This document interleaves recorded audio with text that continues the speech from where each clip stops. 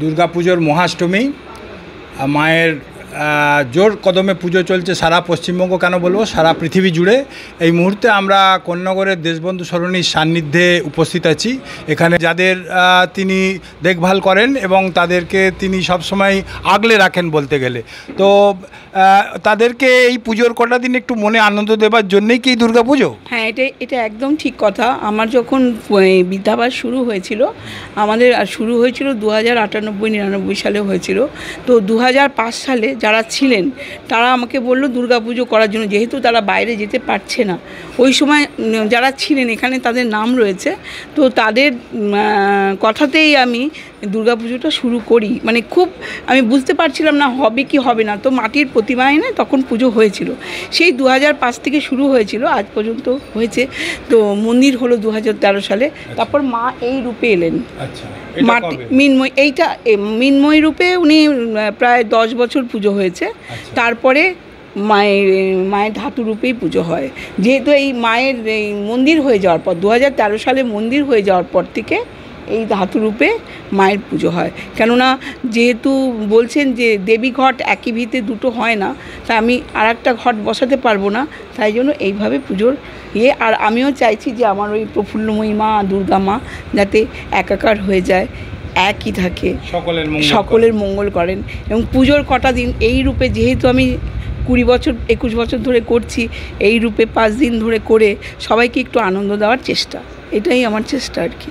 আচ্ছা, পুজোর কটা দিন তো দারুণ আনন্দে কাটে, ভোগ টোগ খাওয়ার ব্যাপার থাকে। তা আপনারা সঙ্গে সঙ্গে যে আপনাদের আবাসিক আছেন তারা কতটা উপভোগ করেন? দেখুন, সবাই যে উপভোগ করতে চান এটা আমি বলবো না, কিন্তু যারা উপভোগ করতে চান তারা করেন, তারা আসেন করেন। কিন্তু অনেকে আসেন না, আসতে পারেন না অনেকে, কারণ অনেকের শারীরিক অক্ষমতা থাকে, এবার সেই জন্য আসতে পারেন না। যারা আসতে পারেন তারা আসেন এবং উপভোগ করেন, কিন্তু তারা প্রসাদ গ্রহণ করে। যারা আসতে পারেন না প্রসাদ গ্রহণ করেন, ঢাকের আওয়াজটা তাদের যায়, এটাতেই তাদের আনন্দ হয়। তাদের ফটো তুলে তুলে দেখানো হয় যে পুজো হচ্ছে। কেননা অনেকের পায়ের প্রবলেম, কোমরের প্রবলেম, যদিও আমাদের লিফট আছে তবুও তারা আসতে পারে না, এসে বসতে পারে না অনেক সময়। সেই জন্য ওরা ওই ঘরে বসে উপভোগ করে, আর যারা আসতে পারেন তারা এখানে বসেই উপভোগ করেন। এর একটা শেষ প্রশ্ন করব আপনাকে, যে আমাদের মানব জীবনের 4টি ধাপ আছে: শৈশব, কৈশোর, গার্হস্থ, বানপ্রস্থ। এই বানপ্রস্থ হচ্ছে সবচেয়ে কঠিন।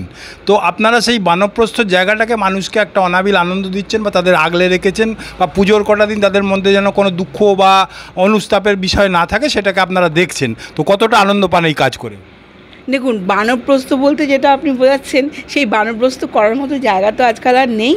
তো সেই জন্য এখন এরকম প্রতিষ্ঠান হয়েছে, বা আমি যেটা চেষ্টা করেছি, আমি কয়েকজনকেই দিতে পারি, আমার তো আর বেশি ক্ষমতা নেই যে সারা পৃথিবীর লোককে তো আর আমি দিতে পারবো না।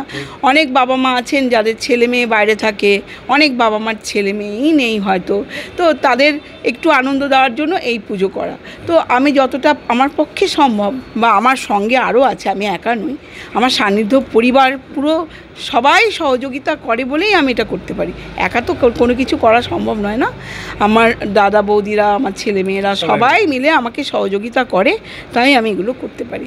আমাদের পশ্চিমবঙ্গ, হুগলি ছাড়াও পৃথিবীর বহু দেশে আমাদের চ্যানেল দেখে। তো আমাদের দর্শকদের উদ্দেশ্যে আজকে মহাষ্টমীর দিন কি বার্তা দেবেন? আপনাকে শেষ এটা মানে বলার, যে আপনি বলুন আমাদের দর্শকদের যে কি বলতে চান আপনি। আমি যেটা বলতে চাই যে যাদের এই 60 মানুষ যাদের কর্মক্ষমতা কমে যায়, তাদেরকে অবহেলা বা অবজ্ঞায় না ফেলে রেখে একটা প্রতিষ্ঠানে তো এটাতে অনেকে ভাবেন যে এটা ভীষণ অসম্মানে, তা না ভেবে যদি একটা প্রতিষ্ঠানে এরকম আনন্দ মানে উপভোগ করানো যায়, এবং এরকম যদি অনেকেই এগিয়ে আসে, আমার মনে হয় মানে অনেকেরই সেটা ভালো লাগবে, এবং তারাও ভালো থাকবে, তাদের ছেলেমেয়েরাও ভালো থাকবে, তাদের আত্মীয় স্বজনও ভালো থাকবে, এটা আমার মনে হয়। আচ্ছা, আপনাকে অনেক ধন্যবাদ আমাদের সঙ্গ দেওয়ার জন্য। আগামী দিনে থ্যাংক ইউ। আপনার আবার নিশ্চয়ই আমরা সুযোগ পেলে পুজো কভার করতে আসবো। নিশ্চয়ই। এই যেন প্রদীপের নিচে পড়ে থাকা এক অন্ধকার, যেখানে সারা পশ্চিমবঙ্গ এবং ভারতের বিভিন্ন প্রান্তে মানুষজন দুর্গাপুজোর আনন্দ উপভোগ করছেন, সেখানে মুষ্টিমেয় কয়েকজন মানুষের কাছে এখনও এই আনন্দের আলোই পৌঁছয় না। সেই জায়গা থেকে ইলাদেবীদের মতো মানুষরা, যারা এই মানুষগুলির মুখে আলো একটু দ্যুতি বিচ্ছলন করবার চেষ্টা করছেন, বা তাদের মুখে একটু হাসি ফুটিয়ে তোলার চেষ্টা করছেন, তাদের জন্য আমাদের চ্যানেলের তরফ থেকে অনেক শুভেচ্ছা এবং অভিনন্দন।